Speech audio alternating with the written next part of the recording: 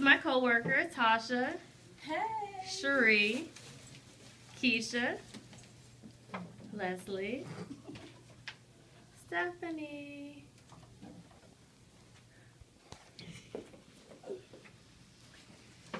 Good afternoon, class. One of the world's natural wonders, also a popular spot for honeymoons, cruises, and famous stunts. Many people travel across the world and also go on vacations to various places, including, Hawaii or, to Tahiti. But, what about one of the world's natural wonders? A location that you could even live? What if you had the opportunity to visit or even take a trip to a natural wonder? A place known as Niagara Falls. How would the effect of global warming have on such a beautiful place? There's history behind the Niagara Falls that starts with a famous fumbolomist named John Francis Gravelet. He was born in 1824. He became fascinated with tightrope walking at a young age. He went on the circus was in town, and so his family took him to the circus, and that's where he became fascinated with wanting to tightrope walk based on what he saw at the circus. He was so fascinated that at the age of 5, he became and made his first appearance and was known as a little wonder in his town. In 1859, Blondin, which was his father's name that he came about because he would have blonde hair, he got the nickname adopted from his father as Blondin because he also had blonde hair. He was the first to cross the Niagara Falls with a 3-inch thick rope that was approximately 1,000 feet long. And in 17 minutes, he succeeded that without falling or injuring himself. When he did travel back across, he went a little bit faster this time because he was able to go ahead and go across with a good timing. In 1897, he later died of diabetes. Another inspiring individual was the lady in the barrel. Her name is Annie Edison Taylor. She was a former school teacher who, at the age of 63 on October 24, 1901, she went in her specially made oak barrel that she had created and had a secured harness that when she was released into the current of the Niagara Falls, she had submerged within about 173 feet. Now, after going into the water, several people have tried that, going in a barrel, they died.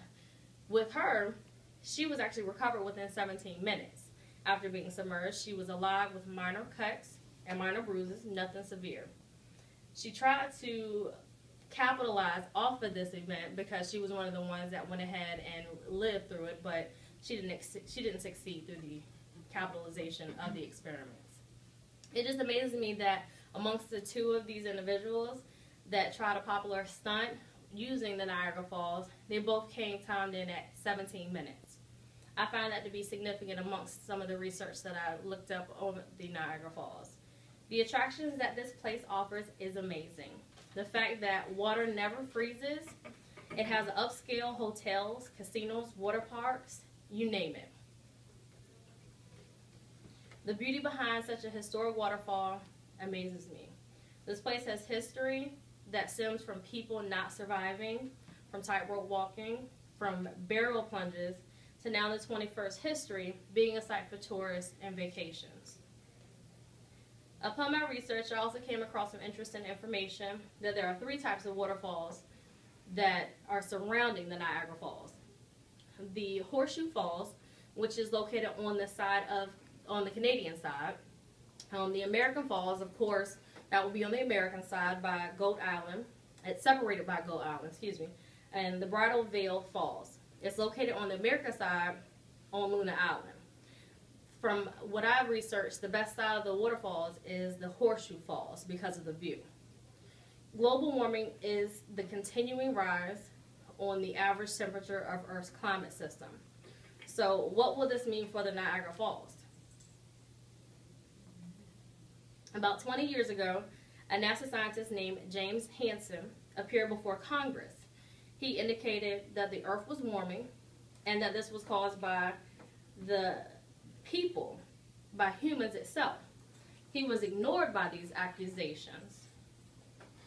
I wonder why he was ignored. I guess a lot of people find it kind of, funny that a person can say humans are making the earth warm at a faster rate.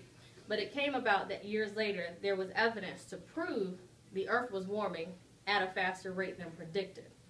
So I guess what Mr. Hansen predicted seemed to come back that it was true. So what could this actually mean for the Niagara Falls? Could it run dry because of global warming, leading to lake level and fluctuations? Or, with that being said, one of the world's natural wonders may be sucked up from the warming of the earth. So will we get the opportunity to actually visit or enjoy a natural wonder of the attractions?